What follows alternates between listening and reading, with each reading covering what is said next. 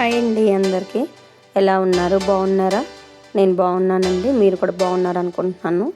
చూసారండి ఎంత పొడిపుల్లాడుతూ వచ్చిందో వెజ్ బిర్యానీ.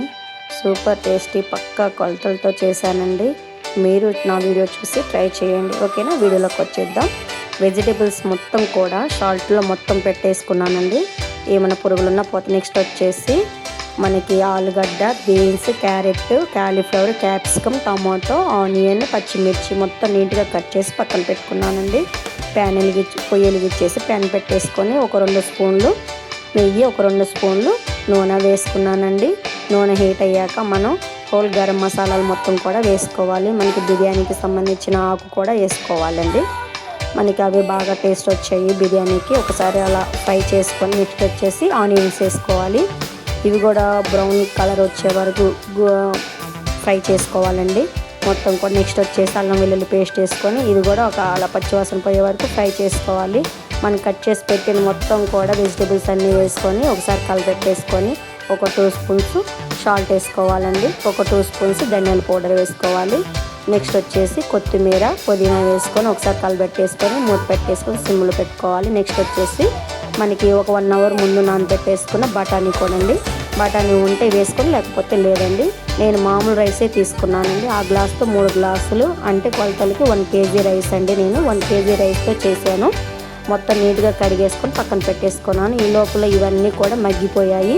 నెక్స్ట్ వచ్చేసి ఒక చిన్న కప్పుడు పెరుగు కూడా వేసుకోవాలండి. మనకి లాస్ట్లో ఇవన్నీ మగ్గిపోయాక పెరుగు వేసుకొని మొత్తం కూడా కలిపెట్టేసుకున్నాము. మళ్ళీ కూడా ఒక 2 మినిట్స్ మూత పెట్టేసుకొని స్లిమ్లో అలా మగ్గిపోవాలండి పచ్చివాసన పోయే వరకు. మొత్తం కూడా ఇప్పుడు మనం ఎసురు పోసేసుకున్నాము. కేజీ రైస్కి కేజీన్నర వాటర్ వేసుకోవాలండి. నేను కేజీన్నర వాటర్ తీసుకున్నాను. అవి మొత్తం కూడా బాగా మరిగిపోయాయి. ఇప్పుడు మనం ముందుగా కడిగి పట్టేసుకున్న బియ్యాన్ని అందులో వేసేసుకోవాలండి. మొత్తం కూడా వేసుకున్నాక ఒకసారి మొత్తం కలిపెట్టేసుకోవాలి.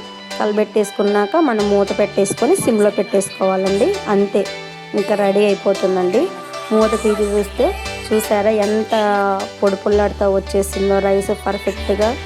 పర్ఫెక్ట్ కొలతలతో చేస్తే ఎప్పుడైనా కూడా అన్నం మెత్తగా అవ్వదండి, పొడిపుల్లాడుతూ వస్తుంది.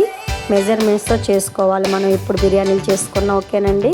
ఇలాంటి రుచికరమైన వంటల కోసం నా ఛానల్ని సబ్స్క్రైబ్ చేయండి. అలాగే నెక్స్ట్ వచ్చేసి మనం రైతా చేసుకున్నాను.